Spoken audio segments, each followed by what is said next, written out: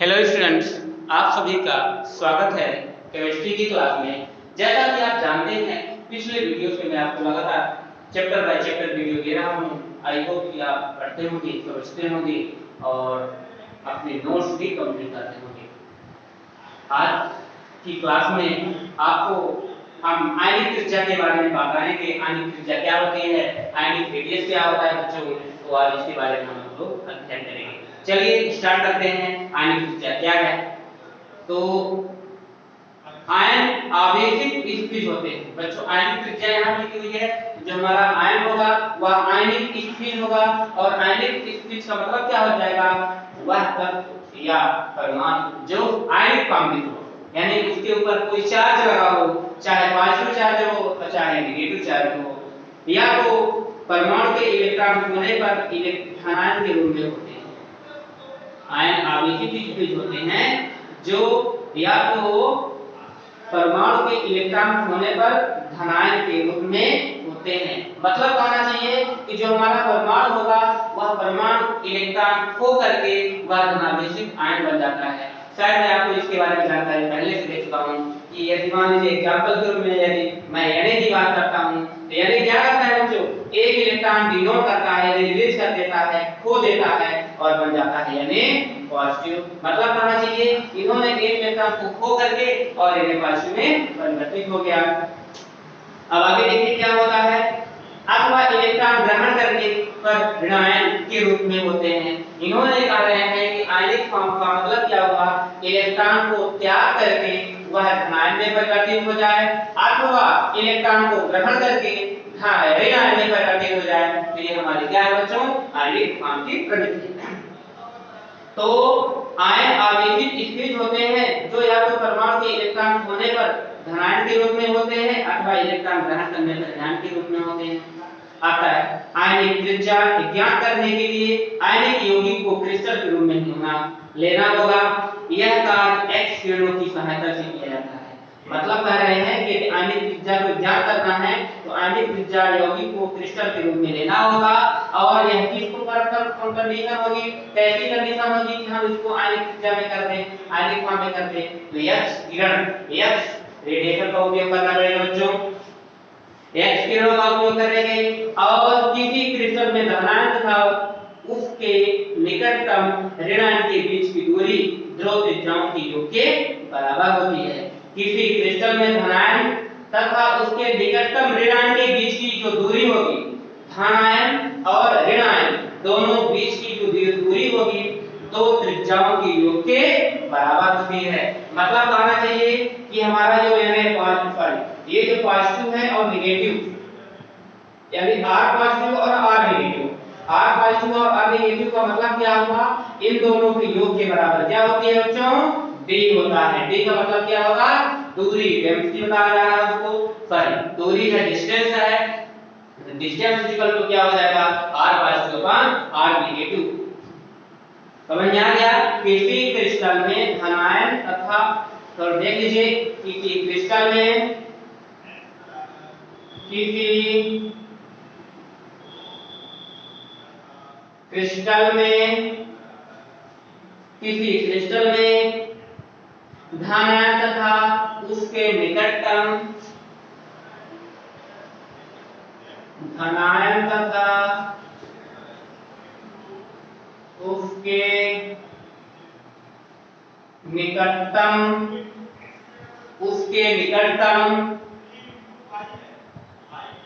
ऋणायन के बीच की दूरी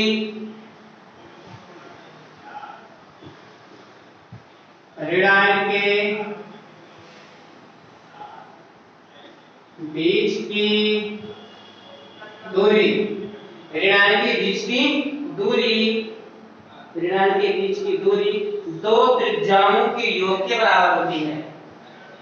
दो त्रिज्याओं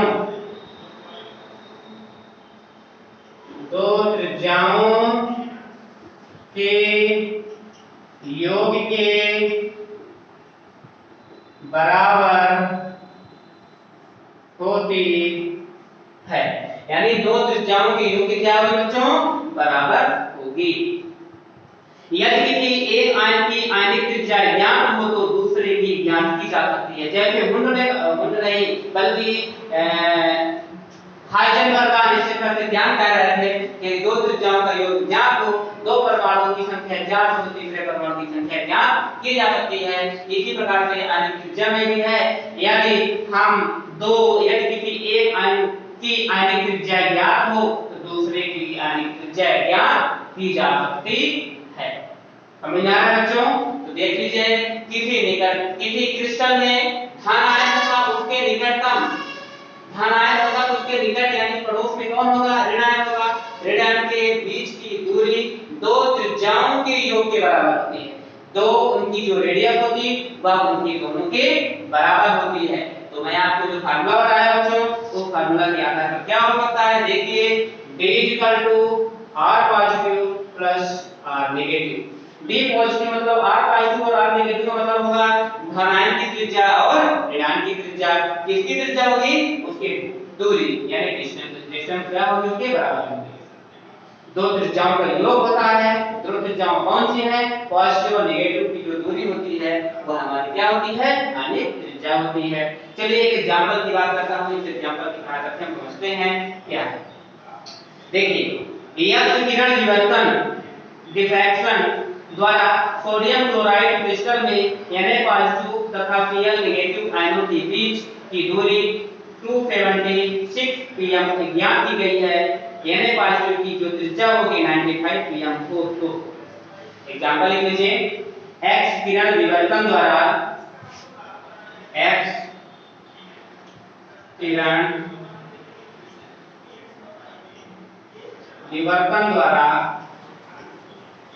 किरण विवर्तन द्वारा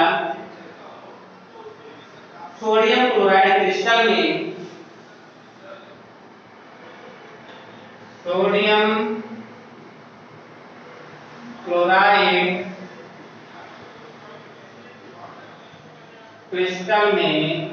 X के विवर्तन द्वारा सोडियम क्लोराइड क्रिस्टल में निकटतम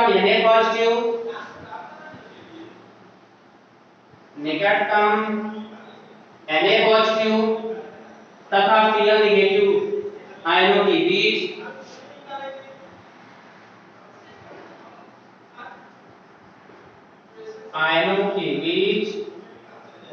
Cl-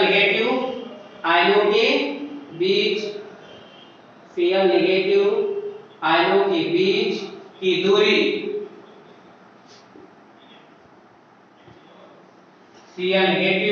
आयनों के बीच की दूरी 276 pm ज्ञात की गई है। 273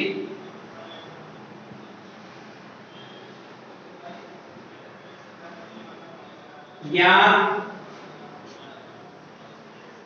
की गई है। 276 pm ज्ञात की गई है। Na+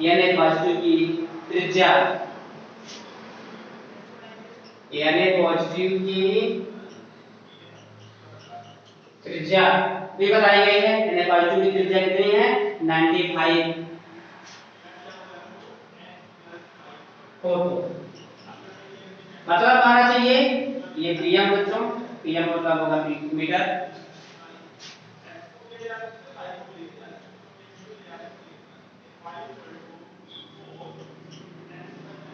या आप ऐसा भी कह सकते हैं 95 है, ज्ञात की गई है।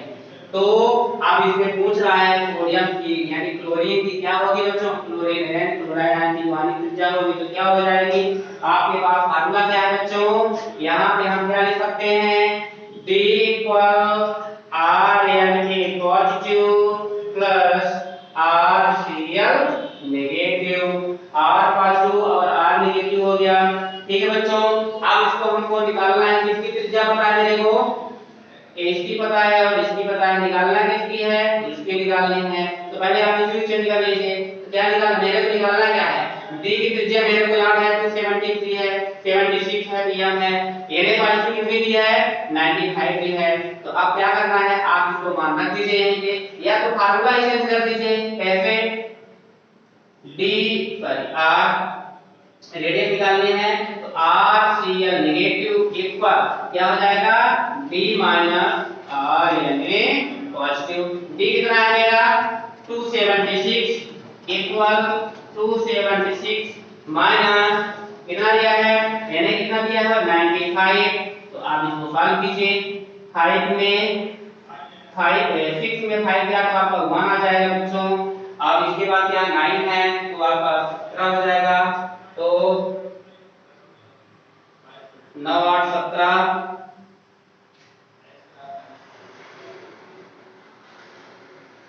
इसमें आपका 9 तो 9 8 17 हो जाएगा, जिनमें से इसके निकालेंगे तो हम यानी 8 आ जाएगा आपका 8 और कितना बचा आपका 2 तो 1 हो जाएगा।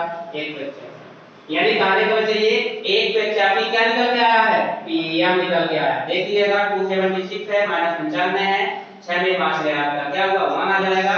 इस तरह से आपका 7 है नहीं घट पाएगा, उसके लिए क्या हो जाएगा बच्चों, यानी 17 में आपका क्या हो जाएगा 9 हटा देंगे तो 8 19 हो जाएगा 17 यानी 9 8 17 आपका हो जाएगा। तो 8 बचेगा और अब आपका कितना बचेगा इसमें 1 बचा तो आपका 1 आ जाएगा। तो 181 पीएम हो जाएगा बच्चों। निकल गई, दो कितनी निकल गई 181 पीएम।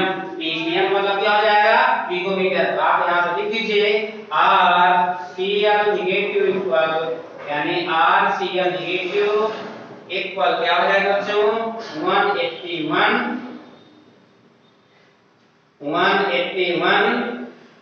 पीएम। ठीक है 181 पीएम हो जाएगा। इसके बाद कहा जाता है कुछ हम और आगे समझते हैं केटायन की त्रिज्या। ये तो समझ में आ गया बच्चों, किसी भी रेडियस को आपको निकालना होगा, निश्चित रूप से आपको डिस्टेंस और दो रेडियस में से यानी धनायन और ऋणायन में से किसी एक का, यदि धनायन का आपको वैल्यू ज्ञात है तो धनायन की निकल जाएगी, ऋणायन का ज्ञात हो तो धनायन की निकल जाएगी। मेरे पास सोडियम की जो त्रिज्या थी 95 की और डी यानी डिस्टेंस दूरी जो हमारी थी कितनी 276 थी, हमने फॉर्मूला लगा दिया d r minus plus r negative धनायन की त्रिज्या प्लस ऋणायन की त्रिज्या का योग क्या कहती है त्रिज्या कहती है, यानी इसकी दूरी लगाएंगे। एक एग्जांपल की सहायता से हमने समझा कि किस प्रकार से धनायन और ऋणायन होते हैं। तो धनायन की त्रिज्या कैसे निकल जाएगी अथवा ऋणायन की त्रिज्या यहां पे कितनी निकल के आ गई है ऋणायन की त्रिज्या कितनी निकल के आ गई 181 पीएम। ठीक बच्चों समझ में आ जाएगा। चलिए इसको दूसरा देखते हैं इसमें क्या है।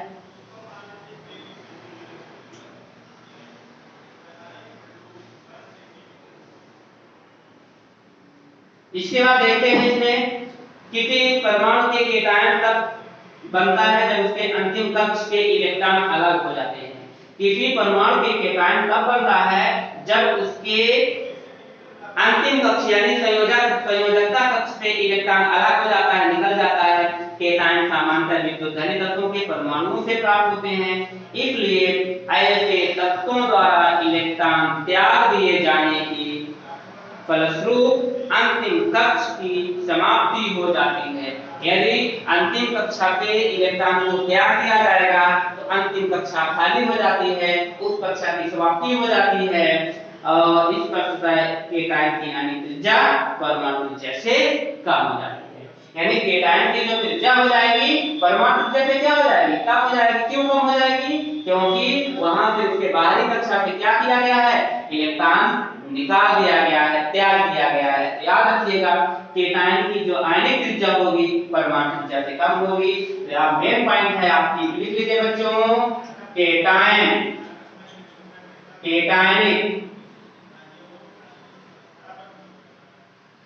केटायन की आयनिक त्रिज्या केटायन की आयनिक त्रिज्या क्या होगी परमाणु त्रिज्या से कम।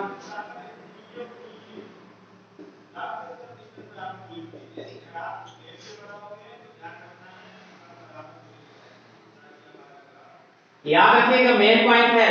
क्यों, देखिए मान लीजिए Na पॉजिटिव है, Na पॉजिटिव में क्या बताया इन्होंने Na पॉजिटिव हो गया और Na पॉजिटिव पहले Na था, इन्होंने अपना इलेक्ट्रॉन त्याग दिया तो Na पॉजिटिव आया नहीं आया।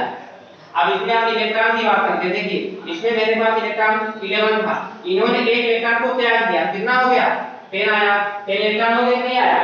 तो यही कह रहे हैं, अभी हम इलेक्ट्रॉन की बात कर रहे हैं। जब हम त्रिज्या निकालेंगे त्रिज्या में तो यही कंडीशन होगी क्योंकि इसमें परमाणुओं की जो संख्या होती है परमाणु की त्रिज्या अधिक होती थी।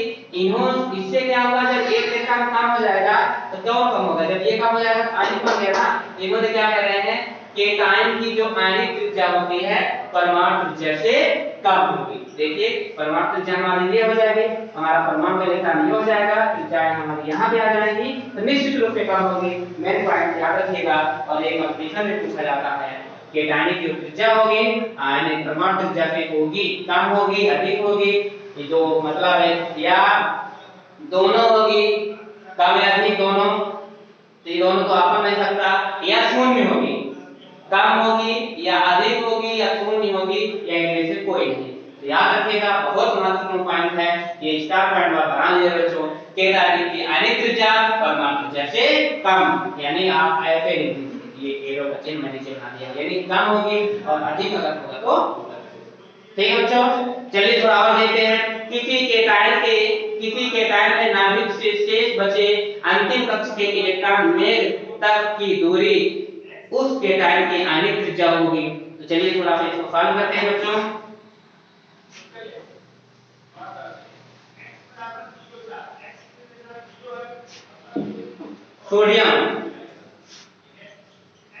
सोडियम की जो त्रिज्या निकालते हैं, सोडियम में बताया गया है सोडियम परमाणु है और इसकी जो सोडियम परमाणु में 186 पीएम है।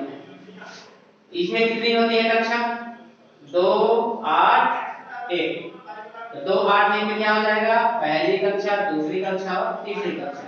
इन कक्षाओं की दूरी कितनी लिखिए बच्चों, यहां से लेकर यहां तक की दूरी कितनी है, 186 पीएम है।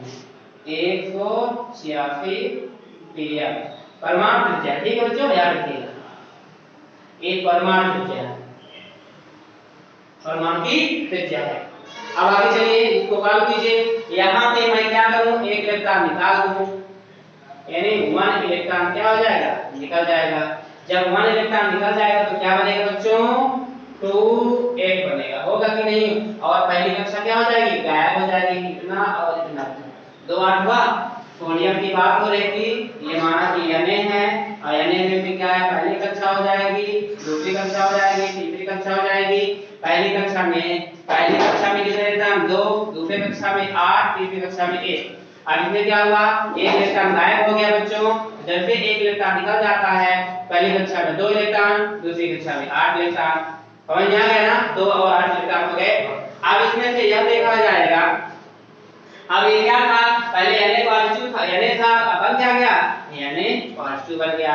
अब देखिए इसमें इलेक्ट्रॉनों की संख्या में जब कमी हो गई तो कितना हो जाएगा बच्चों, आप इसको आराम से निकाल सकते हैं। R Na positive sodium ion, R Na positive sodium ion हो गया। और इसको जो दूरी हो जाएगी बच्चों कितनी हो जाएगी, 95 pm, Na positive pm,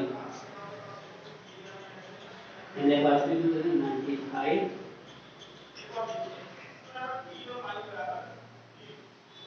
pm, ठीक है। Na पॉजिटिव की जो त्रिज्या होती है कितनी हो गई, 95, ये ज्ञात की गई है वैल्यू। इसके बाद हम अगर मैग्नीशियम की बात, ये तो समझ में आ गया ना, सोडियम में टोटल 11 इलेक्ट्रॉन थे जिनमें से एक इलेक्ट्रॉन क्या हुआ, डिनोट कर दिया गया, तो Na पॉजिटिव बन गया। ये आपको मैं पहले पढ़ा चुका हूं, Na से एक इलेक्ट्रॉन गायब कर देंगे तो Na पॉजिटिव हो जाएगा, इसमें 11 होते हैं तो इसमें 10 हो जाएगा। 11 का मतलब क्या होगा, 2 8 1, देख लीजिए 2 8 1 मतलब टोटल 11 हो जाएंगे। इसमें कितना बचा, 2 और 8, इसका मतलब क्या हुआ, 10 होगा। समझ में आ गया। इसी प्रकार से हम दूसरे मैग्नीशियम की बात करता हूं तो उसको भी देख लीजिए, ये मैग्नीशियम परमाणु है। अब तो आपको समझ में आ गया ना, जो हमारा परमाणु है, परमाणु की त्रिज्या 186 पीएम हो गई और ये आयनिक त्रिज्या, यानी अब इसको क्या बोलेंगे, सोडियम आयन। किस रूप में है ये, सोडियम आयन। अब आयनिक फॉर्म में आ गया, आयनिक फॉर्म में उसकी त्रिज्या कितनी हो गई, 95। तो आपको पता चल गया कि 96 और 186 और 95 परमाणु की त्रिज्या होती थी 186, सोडियम आयन की त्रिज्या हो गई 95। तो आपको जो इसके पहले पॉइंट लिखा था, ठीक लिखा है बच्चों, कि जो केटायन की आयनिक त्रिज्या होती है परमाणु त्रिज्या से निश्चित रूप से काम होगी। दूसरा एग्जांपल देखिए, मैग्नीशियम। मैग्नीशियम क्या करता है बच्चों, 2 इलेक्ट्रॉन को त्याग करता है तो 2 पॉजिटिव बनता है। उसमें देखिए मैग्नीशियम क्या करता है, ये मैग्नीशियम बच्चों Mg है। Mg क्या करता है बच्चों, इलेक्ट्रॉन को लो आउट करता है, Mg 2 पॉजिटिव बना देता है, यानी इससे 2 इलेक्ट्रॉन निकलेंगे। Mg में कितना था टोटल, 12 कैसे लिखा जाएगा, 2 8 8 और 2 10 दोबारा, ठीक। इसी प्रकार से क्या हो जाएगा, यहाँ पे इलेक्ट्रॉनों की संख्या जब 2 कम हो जाएगी तो 10 बचेगा, तो क्या हो जाएगा 2 और 10 बच गया, 2 8 बचा, कितने बचा। अब देखिए इसमें क्या होगा, अब इसको हम उसके कक्षा के माध्यम से बात करते हैं। मैग्नीशियम Mg है, पहली कक्षा, दूसरी कक्षा, तीसरी कक्षा। पहली कक्षा पहला ऑर्बिटल, दूसरा ऑर्बिटल, तीसरा, पहले में 2, दूसरे में 1, तीसरे में 2। जब इन्होंने अपना 1 2 इलेक्ट्रॉन क्या कर दिया बच्चों, आगा कर दिया, इलेक्ट्रॉन जैसे ही 2 इलेक्ट्रॉन इसको माइनस कर देंगे तो इसमें क्या हो जाएगा बच्चों, पहली कक्षा, दूसरी कक्षा और तीसरी कक्षा गायब हो गई। क्यों गायब हो गई, 2 और 8 हुआ, इसमें कितना बचा, इलेक्ट्रॉनों की संख्या कितनी हो गई, 2 8, पहली और दूसरी, तीसरी कक्षा क्या हो गई, गायब हो गई। मान लीजिए 3 रूम थे, 3 रूम में से क्या हुआ, एक रूम खाली हो गया, 2 रूम बचा हुआ है, तो क्या होगा, उसको तो ताला लॉक कर देंगे, और जब लॉक कर देंगे तो उससे कोई मतलब नहीं रह जाएगा। उसी प्रकार सेम टू सेम यही भी हुआ है कि हमारे पास ऑर्बिटल है, तीनों ऑर्बिटल में ऑर्बिटल में से एक इलेक्ट्रॉन चला गया, 2 इलेक्ट्रॉन चले गए लास्ट वाले से, तो वो कक्षा क्या हो गई, खाली हो गई, और 2 और 1 बचा। अब इसमें हम क्या करते हैं कि जो इनकी त्रिज्याएं होती हैं बच्चों, त्रिज्या पहले से ज्ञात है, Rng 160 160 pm, इसकी जो क्या है सोडियम परमाणु की त्रिज्या होती है। और इसमें Mg पॉजिटिव में कितना निकल के आ गया, Mg2 पॉजिटिव आयन में Mg2 पर 72 pm, 72 pm, Mg2 पॉजिटिव। हाँ, तो आप यहाँ पे क्या लिख सकते हैं, मैग्नीशियम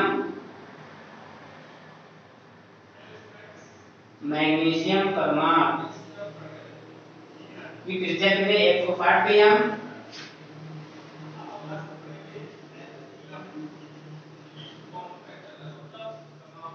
मैग्नीशियम आयन में मैग्नीशियम आयन Mg2 पॉजिटिव कितना निकल के आ जाएगा, 160 इसमें निकल गया, 72 इसमें आया। ठीक है बच्चों, समझ में आ गया ना परमाणु त्रिज्या आयनिक त्रिज्या कैसी होती है। याद रखिएगा, जो हमारा केटायनिक की जो आयनिक त्रिज्या होती है परमाणु त्रिज्या से क्या होगी, कम होगी। केटायनिक की आयनिक त्रिज्या देखिए यहाँ पे 72 हो गई, यहाँ पे परमाणु त्रिज्या है, तो हमेशा याद रखिएगा केटायन वाली जो आयनिक त्रिज्या होती है कम होती है, किसकी तुलना में, एटॉमिक के फॉर्म में, परमाणु के फॉर्म में। ठीक है, चलिए नेक्स्ट बात करते हैं थोड़ा सा परमाणु त्रिज्या संगत।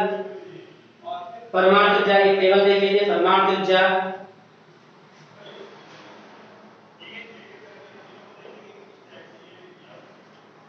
परमाणु त्रिज्या में क्या क्या दिया इन्होंने, lithium sodium potassium, lithium sodium potassium rubidium RB. ठीक, इनमें परमाणु त्रिज्या कितनी है बच्चों,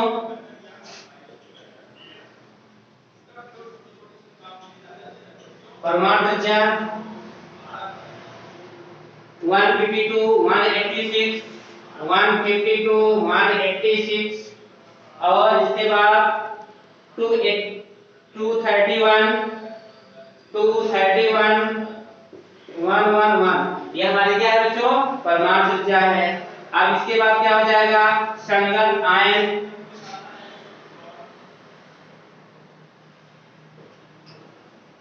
संगत आयन में क्या हो जाएगा, ये क्या बना देंगे, एल लिथियम बना, lithium Li positive, Na positive, K positive, Rb positive हो गए। अब यहाँ पे क्या हो जाएगा, आयनिक त्रिज्या हो जाएगी बच्चों, इसमें ये pm में मान दिया, इसमें लिखा है pm में, तो क्या हो जाएगा, आयनिक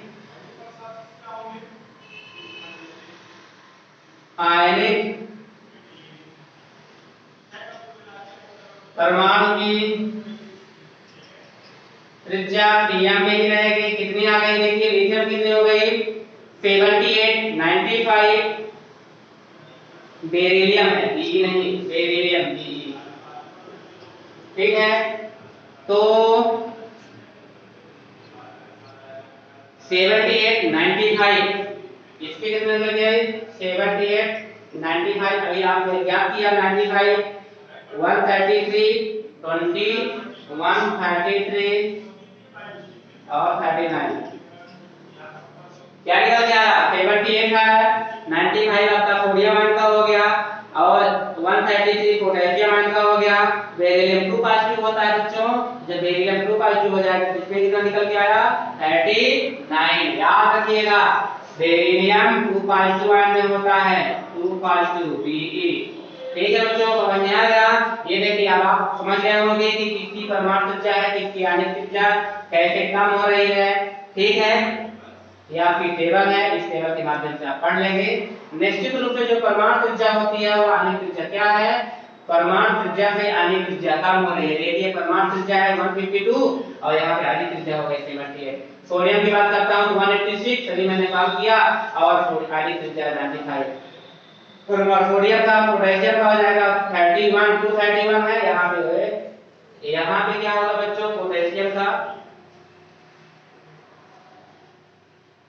231, 231 और 133 ये भी कम हो गए।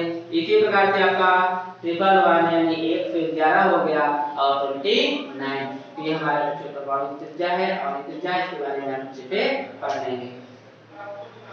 अगर आप बात करते हैं नेक्स्ट पॉइंट की, अगर एनायन की त्रिज्या की बात करता हूं तो विद्युत ऋणात्मक तत्वों के परमाणु इलेक्ट्रॉन त्याग नहीं कर सकते, विद्युत ऋणात्मक तत्वों के परमाणु इलेक्ट्रॉन त्याग नहीं सकते, अतः अपना अस्तर पूर्ण करने के लिए इलेक्ट्रॉन ग्रहण करते हैं, ऋणायन में परिवर्तन हो जाते हैं। मतलब कहना चाहिए कि इसमें जो एनायनिक की त्रिज्या होती है, एनायनिक की जो त्रिज्या होगी परमाणु त्रिज्या से क्या होती है बच्चों निश्चित रूप से अधिक हो जाएगी।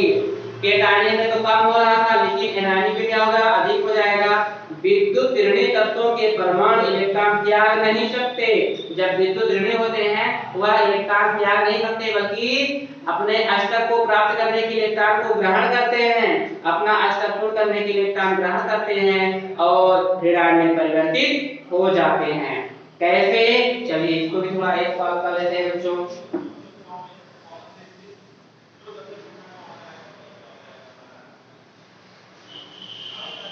ठीक है, अभी हम आपको केटायनिक के बारे में बता रहा था, आप एनायनिक फॉर्म में बता रहे हैं, एनायनिक की त्रिज्या हो जाएगी, थोड़ा इसको भी सॉल्व कर लेते हैं और अच्छे समझ में आ जाएगा। मान लीजिए हम क्लोरीन लेते हैं, क्या है क्लोरीन, क्लोरीन का कितना परमाणु क्रमांक होता है 17 और इसको कैसे लिखा जाता है 2, 8 और 7। देखिए अष्टक को प्राप्त करने के लिए एक इलेक्ट्रॉन की आवश्यकता है और ये क्या करते हैं बल्कि एक इलेक्ट्रॉन को ग्रहण करने की प्रवृत्ति रखते हैं, और जब एक इलेक्ट्रॉन ग्रहण करने की प्रवृत्ति रखते हैं तो इनका अष्टक क्या हो जाता है बच्चों पूरा हो जाता है। देखिए कैसे इनको बनाते हैं, ठीक है, पहले कक्षा, दूसरी कक्षा, तीसरी कक्षा, ये हमारा क्लोरीन है, इसमें पहली कक्षा में 2, दूसरी कक्षा में 8, तीसरी कक्षा में 7। अब देखिए क्या किया इन्होंने, एक इलेक्ट्रॉन को इन्होंने क्या किया बच्चों ग्रहण कर लिया। जब इन्होंने एक इलेक्ट्रॉन को ग्रहण कब लिखा हुआ है +1 इलेक्ट्रॉन, +1 इलेक्ट्रॉन का एक इलेक्ट्रॉन जब इन्होंने ग्रहण कर लेगा तो क्या बन जाएगा Cl नेगेटिव। अच्छा Cl नेगेटिव हो कैसे होगा, पहली कक्षा, दूसरी कक्षा, तीसरी कक्षा, ये फर्स्ट, सेकंड और थर्ड। तो पहली कक्षा में कितने इलेक्ट्रॉन 2 था, वो 2 से 3 हो नहीं सकता है, रूल है। फिर 8 है तो 9 नहीं होगा, तो आपको क्या करना है यहाँ पे 8 ले जाएगा। 7 है तो इन्हीं में लास्ट वाली कक्षा में एक इलेक्ट्रॉन, ये क्या होगा 8 हो जाएगा और बढ़ गया, देख रहे हैं बढ़ जाएगा। इसमें कितना था बच्चों टोटल क्या है 17 है, 17 था, इसमें कितना हो गया 18 हो गया, ये 17 इलेक्ट्रॉन हो गए, ठीक। इसमें ऋणात्मक त्रिज्या क्या हो गई बढ़ गई। आप देख सकते हैं जब परमाणु की संख्या भी मतलब उसमें इलेक्ट्रॉनों की संख्या बढ़ रही है तो आगे भी त्रिज्या हो सकता है बढ़ जाए। तो सॉल्व करते हैं तो 17 है पहली कक्षा में, अब इसमें एक इलेक्ट्रॉन को ऐड कर दिया जाएगा तो आपका बन जाएगा Cl नेगेटिव, बन गया 2 और 10। देखिए अष्टक पूरा हो गया। अष्टक को प्राप्त करने के लिए इन्होंने एक इलेक्ट्रॉन को ग्रहण किया है। तो यहां पे लिख दीजिए क्लोरीन परमाणु 99 pm, क्लोरीन परमाणु 99 pm, मतलब क्लोरीन परमाणु की त्रिज्या होती है 99 pm होती है बच्चों। अब आगे चलेंगे क्लोरीन आयन, यहाँ पे यहाँ तक कि बीच में क्या है Cl है। कौन सा Cl है R R केवल Cl परमाणु में, ठीक है, ये R है और ये Cl है। अब यहाँ पे यहाँ तक की दूरी क्या हो जाएगी बच्चों, ये आपका क्या हो जाएगा Cl नेगेटिव, और यहाँ पे लिख देंगे आयनिक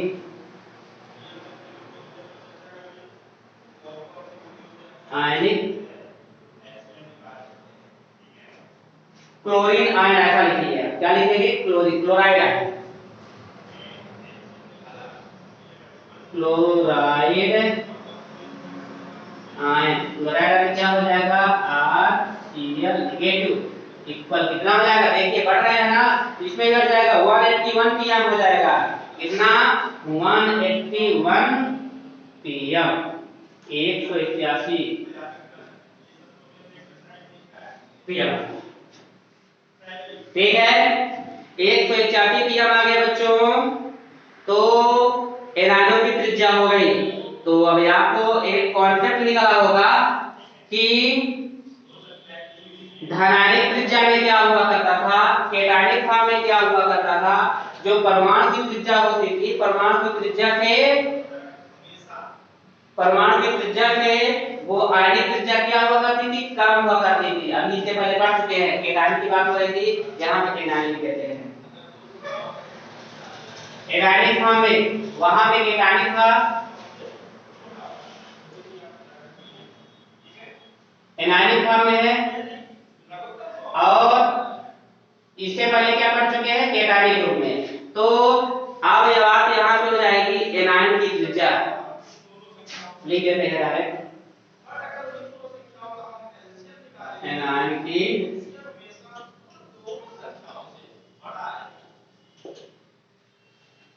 रेडियस ऑफ एनायन, यानी एनायन की त्रिज्या निकाल रहे हैं। जब एनायनिक त्रिज्या हो रही है तो परमाणु त्रिज्या की क्या हो रही है, एनायनिक त्रिज्या बढ़ रही है। तो आप ऐसा कर सकते हैं, और उसके पहले क्या था नीचे भी था। याद रखिए, देखिए पेपर में पूछा जा सकता है, तो आप यहाँ लिख सकते हैं एनायनिक की परमाणु, एनायनिक में क्लोरीन परमाणु या एनायनिक में परमाणु की त्रिज्या जो होती है आयनों की त्रिज्या से कम होती है। ठीक, देखिए ये त्रिज्या क्या है, कम है कि नहीं है। 99 pm यहाँ पे दिख रहा है, 99 pm है, यहाँ पे दिख रहा है 181 pm है। ये परमाणु की त्रिज्या है, ये क्लोराइड आयन की त्रिज्या है। तो परमाणु की त्रिज्या क्या होगी, एनायनिक त्रिज्या से। हम आपको ऐसे कर सकते हैं, ग्रेटर लगा दें, यानी आपकी कम हो गई, वो क्या हो गई, अधिक हो गई। अधिक किसकी है, आयनिक की, तो आयनिक की ग्रेटर लगा दिया, यानी 99 pm इज लेस देन क्या होगा 181। इसको आप ऐसे भी लिख सकते हैं, इसको हम ऐसे भी लिख सकते हैं, लिख लीजिएगा RCl negative is greater then RCl। क्यों, इसमें कितना दिया है 181 pm, और आपका कितना हो जाएगा 181 pm और 99 pm। देख रहे हैं वैल्यू किसकी बढ़ रही है। तो आयनिक त्रिज्या की मान क्या हो रहा है, बढ़ रहा है, किसकी तुलना में, परमाणु त्रिज्या। किस रूप में, एनायन फॉर्म में।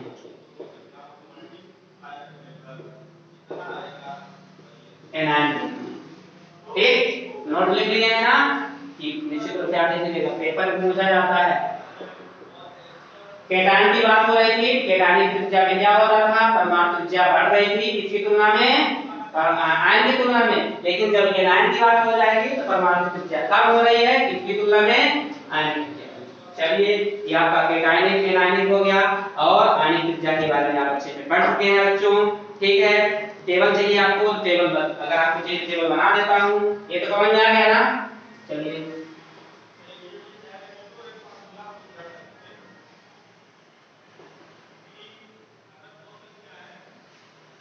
तो टेबल देख लीजिए। देखो और है chlorine bromine iodine oxygen nitrogen. Chlorine bromine iodine oxygen nitrogen. Chlorine bromine iodine oxygen nitrogen. 99 114 pm bromine iodine कितना हो जाएगा 133 74 133 और ऑक्सीजन कितना हो जाएगा नाइट्रोजन कितना है आपका 75। ये कितनी है आपकी परमाणु संख्या हो जाएगी। आने के जब कितना हो जाएगा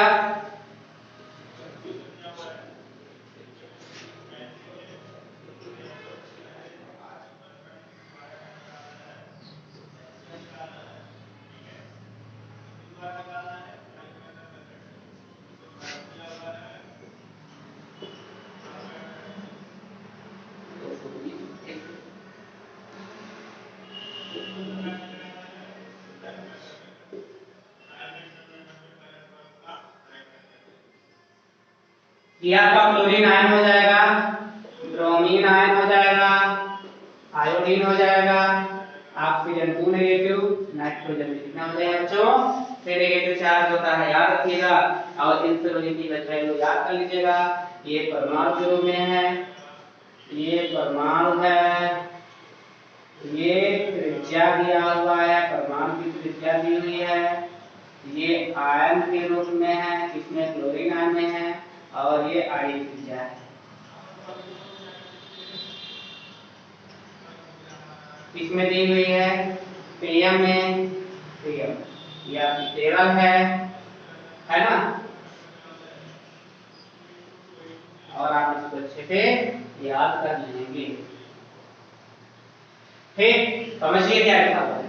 क्लोरीन की परमाणु त्रिज्या होती है 99, तो और आयन की त्रिज्या हो जाए क्लोराइड आयन की त्रिज्या कितनी हो गई 1 त्रिज्या की बढ़ रही घट रही है बढ़ रही है। तो आप ऐसा कर सकते हैं क्लोरीन की तुलना में ये क्या होता है आयनिक हम अधिक होता है। इसी प्रकार से ब्रोमीन की तुलना में ब्रोमाइड आयन अधिक होगा, आयोडीन की तुलना में आयोडाइड हो गया, ऑक्सीजन से ऑक्साइड अधिक हो गया, नाइट्रोजन से नाइट्राइड अधिक हो गया। क्योंकि आयन पता लग गया इसमें। और यदि आप ऐसा लिखना चाहते हैं तो जो त्रिज्याएं होती हैं Cl negative is greater then क्या होगा Cl, इसी तरह से Br negative is greater then हो जाएगा Br, iodine negative is greater then iodine, oxide is greater then oxygen और नाइट्राइड नाइट्रोजन आयन के रूप में है इज ग्रेटर देन नाइट्रोजन।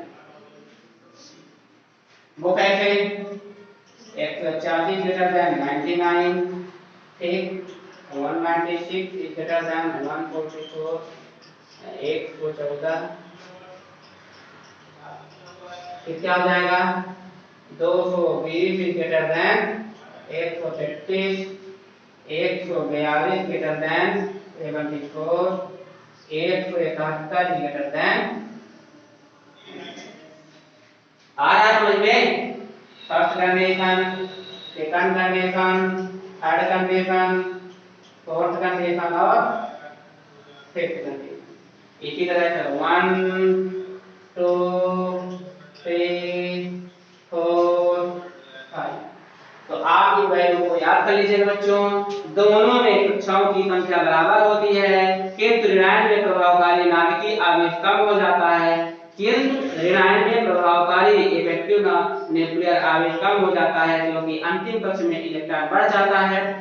इलेक्ट्रॉनों के आपसी विकर्षण अंतिम कक्ष के आकार को बढ़ा देता है जिससे ऋणायन की त्रिज्या बढ़ जाती है। तो बच्चों इसको आप अच्छे से पढ़ लेंगे ये आपका आयनिक त्रिज्या के बारे में आपको बता दिया कि आयनिक रूप में बता दिया और एनायनिक रूप में भी बता दिया है बच्चों। तो इसको आप अच्छे से पढ़ लेंगे। नेक्स्ट बात करते हैं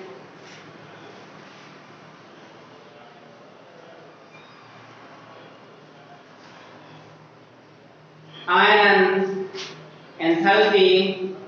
तो आयन एंथैल्पी क्या होता है बच्चों?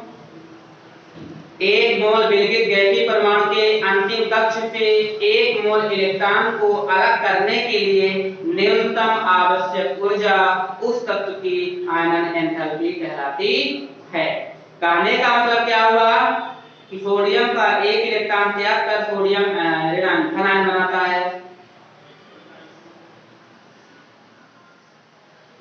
एक मोल विलगित गैसीय परमाणु, एक मोल विलगित मतलब एक उदासीन परमाणु है। एक मोल विलगित गैसीय परमाणु के अंतिम कक्ष से एक इलेक्ट्रॉन को अलग करने के लिए आयनन एंथैल्पी अथवा आयनन विभव का मतलब क्या हुआ कि एक मोल विलगित परमाणु के अंतिम कक्ष से एक इलेक्ट्रॉन को बाहर करने के लिए जितनी ऊर्जा की आवश्यकता होती है उसे आयनन एंथैल्पी या आयनन विभव कहा जाता है। तो थोड़ा बहुत इसके लिए पढ़ लीजिए इसमें आयनन विभव क्या होता है बच्चों। तो इसके बाद फिर आपको आयनन विभव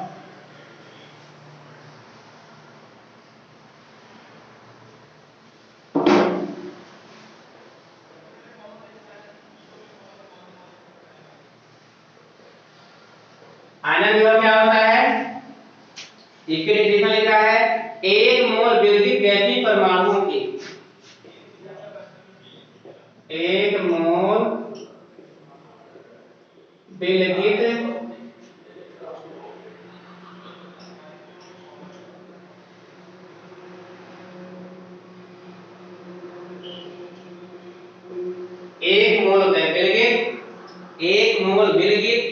गैसीय परमाणुओं के अंतिम कक्ष से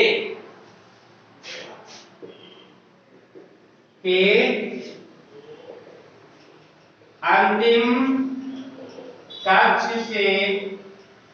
इलेक्ट्रॉन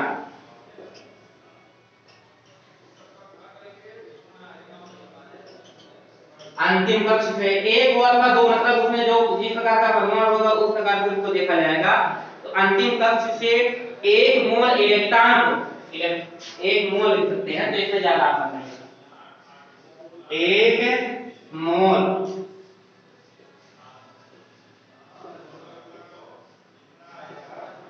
एक मोल इलेक्ट्रॉन को यानी अंतिम कक्षा में एक मोल इलेक्ट्रॉन को अलग करने के लिए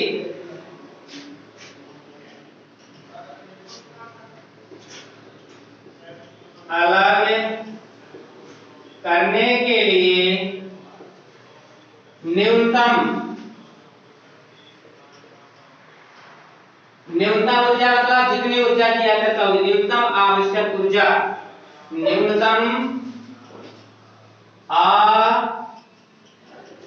न्यूनतम आवश्यक ऊर्जा उस तत्व की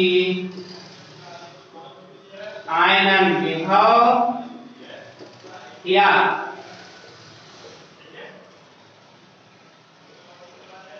आयनन एंथैल्पी कहलाती है। क्या कहा? एक मोल विलगित गैसीय परमाणु मतलब वो हमारा क्या है उदासीन है। एक मोल विलगित गैसीय परमाणुओं के अंतिम कक्ष से एक मोल इलेक्ट्रॉन को अलग करने के लिए न्यूनतम आवश्यक ऊर्जा यानी जितनी हमें ऊर्जा की आवश्यकता होती है उसे आयनन एंथैल्पी अथवा आयनन विभव कहा जाता है। चलिए एग्जांपल सॉल्व करते हैं। मैग्नीशियम है, मैग्नीशियम प्लस ऊर्जा। मैग्नीशियम क्या है किस रूप में है? यम का मतलब क्या है बच्चों? मेटल के रूप में। कोई हमारा मेटल है मान लीजिए यम लेते हैं ठीक। अब किस रूप में है ये? गैसीय। क्या बोला है? एक मोल विलगित गैसीय परमाणु हमारा गैसीय परमाणु है। अब इसको हम क्या करते हैं जितनी ऊर्जा हम दे रहे हैं यानी ऊर्जा जो देते हैं तो क्या कहता है ये जितनी ऊर्जा की आवश्यकता होती है किसके लिए? एक इलेक्ट्रॉन को बाहर करने के लिए यानी आपको बाहर करने के लिए। तो कितना हो जाएगा बच्चों, जैसे इसको एक इलेक्ट्रॉन हम बाहर करेंगे तो हमारा ये आयन के रूप में हो जाएगा। ये बच्चों AQ लिखा हुआ है यानी जलीय विलयन है, और ये पॉजिटिव चार्ज, यानी अब तो आपको इसका निकल गया होगा और एक इलेक्ट्रॉन हमारा किस रूप में आ गया, बाहर आ गया। डेफिनेशन क्या आती है, किसी विलगित परमाणुओं से अंतिम कक्ष से एक मोल इलेक्ट्रॉन को अलग करने के लिए न्यूनतम आवश्यक ऊर्जा उस तत्व की प्रथम आयनन एंथैल्पी कहलाती है। m गैस ग्रुप में है प्लस ऊर्जा, m पॉजिटिव प्लस 1 एक इलेक्ट्रॉन, और बच्चों ये सब क्या हो गए, ये सब गैसीय अवस्था में हो गए। AQ भी लिख सकते हैं, यहाँ पे एक इलेक्ट्रॉन वो भी है हमारा गैस ग्रुप में आ गया। ठीक है बच्चों, ये कंडीशन जो शो करती है, ये आपका क्या होगा, गैस की अवस्था है। Q का मतलब क्या होगा, AQ मतलब जलीय विलयन, और जलीय विलयन किस रूप में हमारा गैस फॉर्म में है। जी मैंने लिख दिया। ठीक है, तो चलिए इसको थोड़ा और आगे समझते हैं। जैसे मान के चलिए हमारे पास Na है, Na से एक इलेक्ट्रॉन को बाहर करने के लिए, यानी Na सोडियम परमाणु को हम एक इलेक्ट्रॉन देंगे, तो जब सोडियम परमाणु को एक इलेक्ट्रॉन देंगे तो क्या हो जाएगा, इसके एक इलेक्ट्रॉन को बाहर करने के लिए जितनी ऊर्जा की आवश्यकता होती है उसे हम प्रथम आयनन ऊर्जा कहेंगे। इसके बाद हम मैग्नीशियम को लेते हैं। मैग्नीशियम में क्या होता है बच्चों, Mg2 पॉजिटिव इलेक्ट्रॉन, यानी यहाँ से क्या होगा, +2 इलेक्ट्रॉन बाहर हुआ, तो क्या हो गए, इसको हम किसी विलगित परमाणु के 2 इलेक्ट्रॉन को बाहर निकालने के लिए जितनी ऊर्जा की आवश्यकता होती है उसे द्वितीय आयनन ऊर्जा कहते हैं। इसी प्रकार से क्या होगा बच्चों, इसी प्रकार से क्या होगा, तृतीय की बात करेंगे, मान लीजिए हम एल्यूमिनियम की बात करते हैं, Al, तो Al में कितने पॉजिटिव चार्ज Al होता है, इसमें क्या होगा, Al3 पॉजिटिव बन जाएगा +3 इलेक्ट्रॉन। और इसके साथ यदि आपको इनमें से कोई एक ही एग्जांपल लेना है, मान लीजिए Al लेते हैं, तो एक बार इलेक्ट्रॉन निकालने के लिए Al पॉजिटिव बना +1 इलेक्ट्रॉन, फिर Al पॉजिटिव में से क्या किया गया, Al पॉजिटिव में से एक इलेक्ट्रॉन को और बाहर किया गया, Al2 पॉजिटिव बना +2 इलेक्ट्रॉन। इसी प्रकार से Al2 पॉजिटिव से क्या किया गया, एक इलेक्ट्रॉन को और बाहर किया गया, Al3 पॉजिटिव बना +3 इलेक्ट्रॉन, यानी एक इलेक्ट्रॉन यह बाहर हो रहे हमेशा के लिए, यहाँ पे एक इलेक्ट्रॉन बाहर हुआ, यहाँ पे एक इलेक्ट्रॉन बाहर हुआ, मतलब आना चाहिए एक इलेक्ट्रॉन को बाहर निकालने के लिए जितनी ऊर्जा की आवश्यकता होती है उसे प्रथम आयनन एंथैल्पी, द्वितीय आयनन एंथैल्पी और तृतीय आयनन एंथैल्पी कहा जाता है। आयनन एंथैल्पी को आयनन विभव भी कहते हैं, याद रखिएगा, आयनन एंथैल्पी को आयनन विभव भी कहा जाता है। तो आयनन विभव या आयनन enthalpy,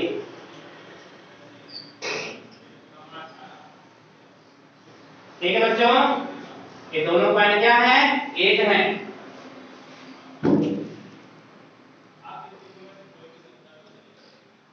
ionisation enthalpy and ionization potential, ठीक है बच्चों, समझ में आ गया।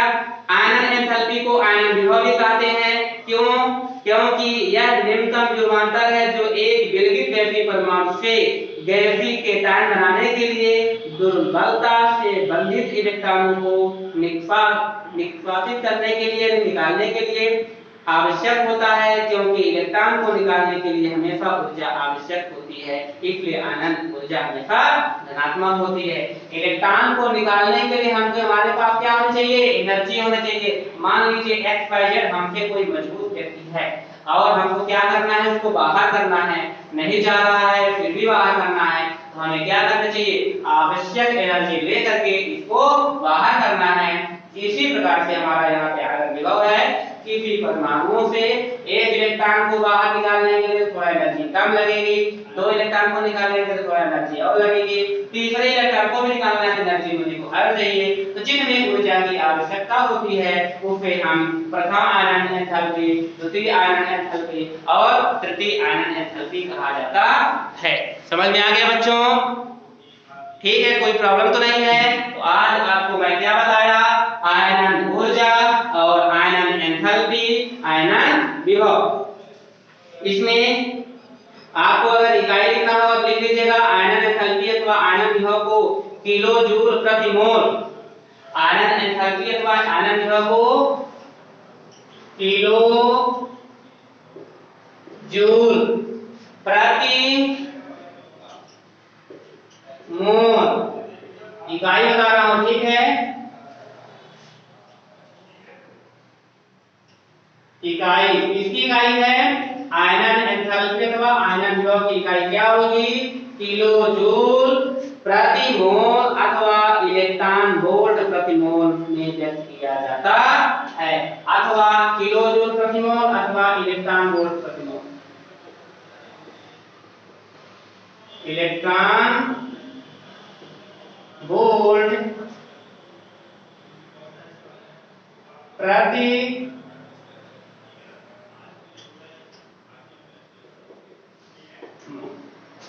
ठीक है बच्चों,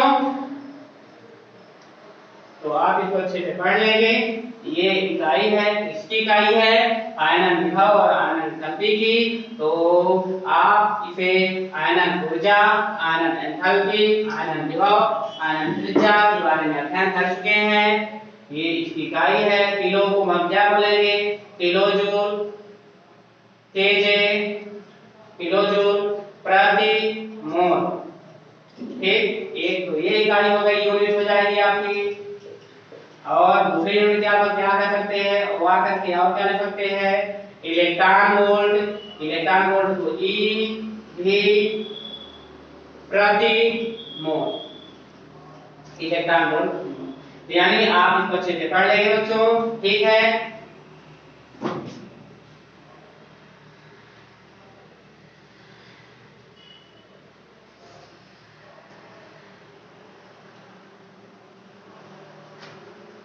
इलेक्ट्रॉन वोल्ट, इसको इलेक्ट्रॉन वोल्ट कैसे लिखा जाता है बच्चों? थोड़ा देख लीजिएगा। ई पहले नीचे लिखा जाता है, बी बाद में, यानी ई छोटा रहेगा, ये आपका बड़ा इलेक्ट्रॉन वोल्ट।